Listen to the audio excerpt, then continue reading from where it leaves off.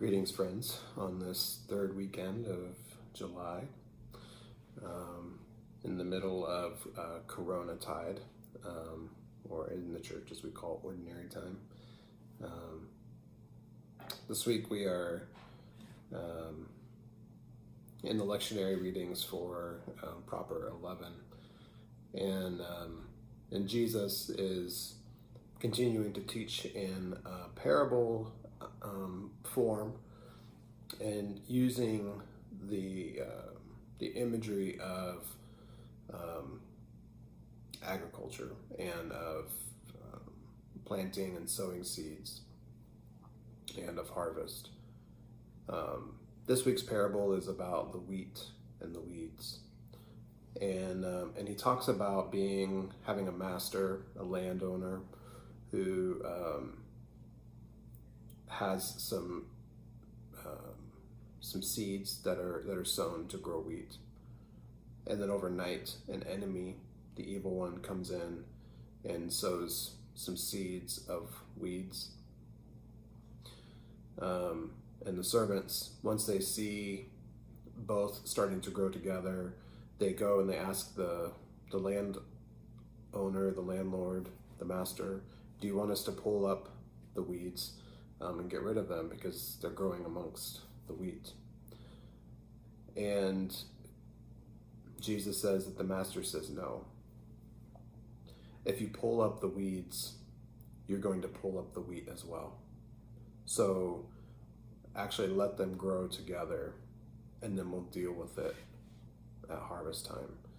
And at that point, you'll gather up the weeds first, you'll bundle them up, you'll burn those, and then you'll bundle up the wheat and you'll take that to the barn.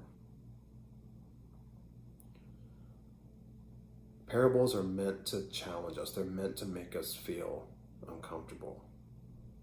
And what I think this parable in particular highlights is our human propensity to want to get rid of the other, to get rid of the other's ideas that we think are wrong or are harmful or evil.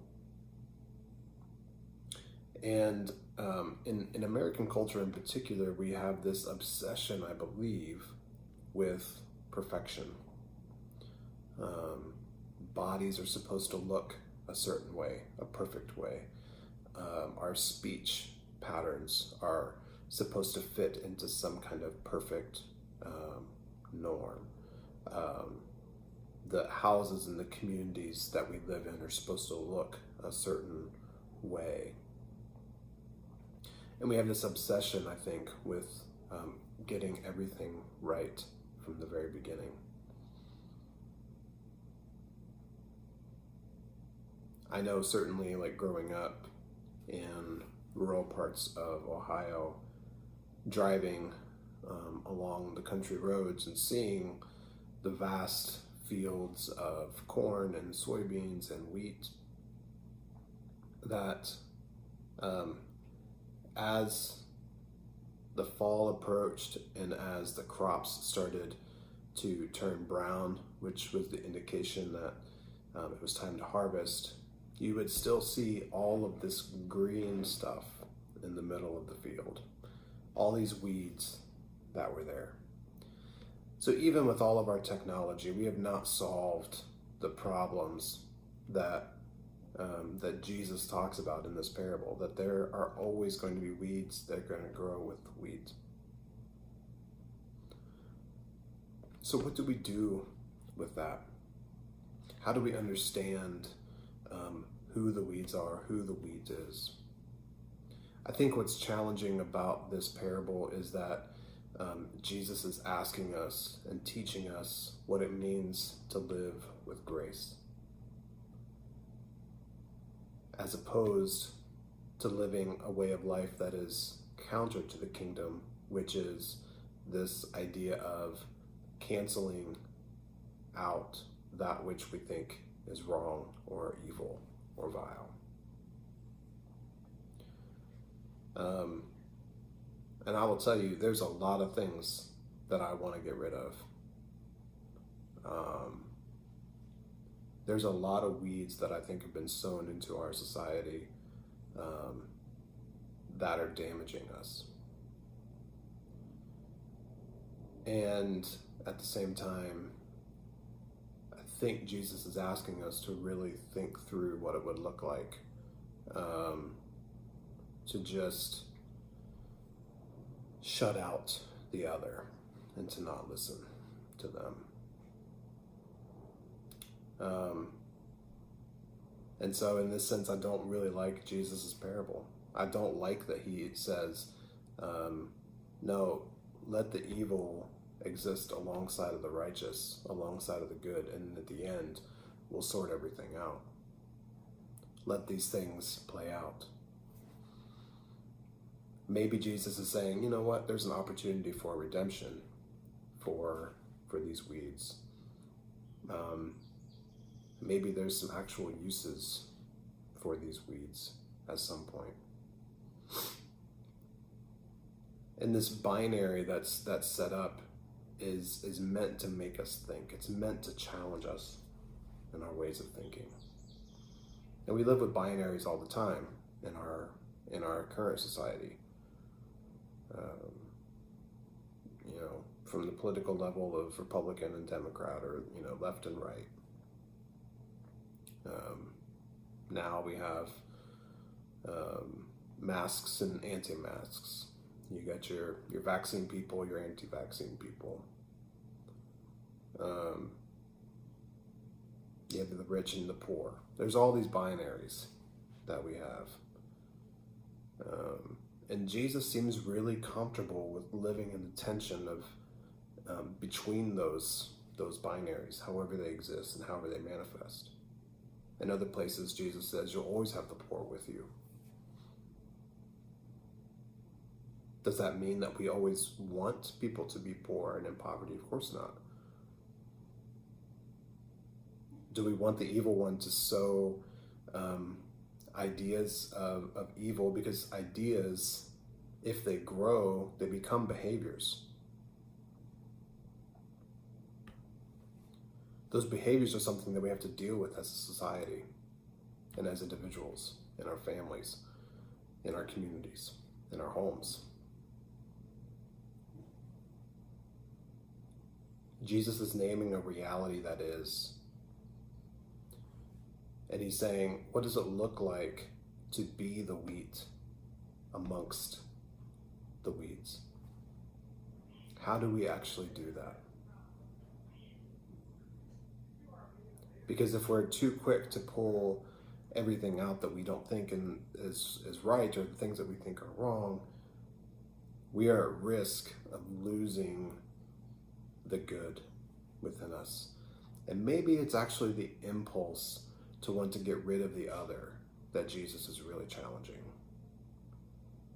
Because if we follow that impulse, then we ourselves, if we are the wheat, if we are part of the righteous, if we have listened to God's words, if we are part of God's kingdom, we then lose our dignity. We lose our humanity. We lose that which makes us righteous, that which makes us living members of this kingdom that God has created. Do I get angry with my homeless neighbors? Of course I do. Do I get annoyed with my housed neighbors who want to get rid of my houseless neighbors? Of course I do. And yet we all are living in this neighborhood together in a society that continually chooses to not provide resources for the poor and for the addicted, for the homeless. We choose to try to put people in jail versus trying to give them help and resources that they need. That we're willing to burden the rest of society with the fact that we're not willing to look for true solutions about how we live together. Can we be comfortable living together? Can the rich be comfortable living with the poor and the poor be comfortable living with the rich. Because here's the trick. Both groups think that the others are the weeds.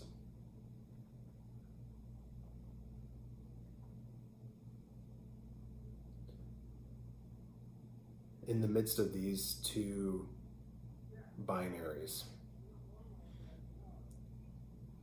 Jesus calls us to find a middle way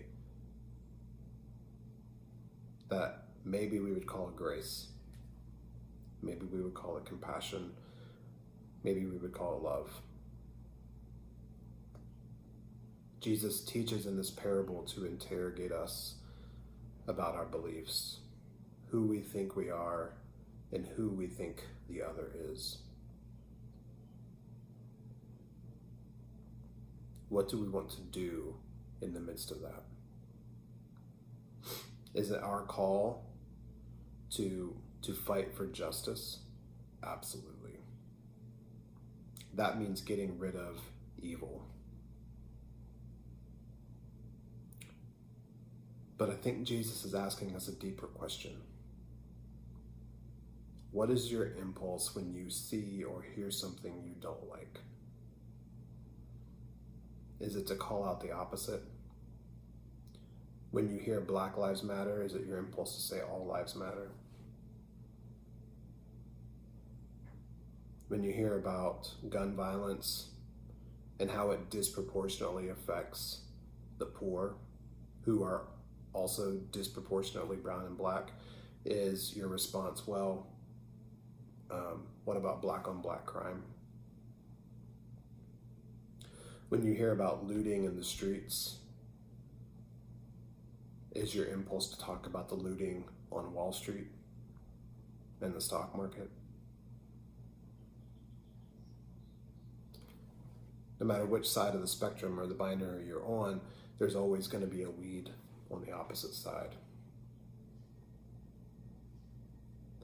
What does it look like to live with grace and compassion and love in the midst of that, and have faith that in the end that justice will prevail, and to trust that the work of the kingdom is going to allow for more wheat to nourish the world than weeds to diminish the produce, the nourishment that the field will produce. Parables are meant to make us uncomfortable. So, with that in mind, may the parable of the wheat and the weeds make you a little uncomfortable this week. And may you ask deeper questions, better questions, and may we all live with grace and compassion, understanding that God calls us to live with others, not against others. Amen.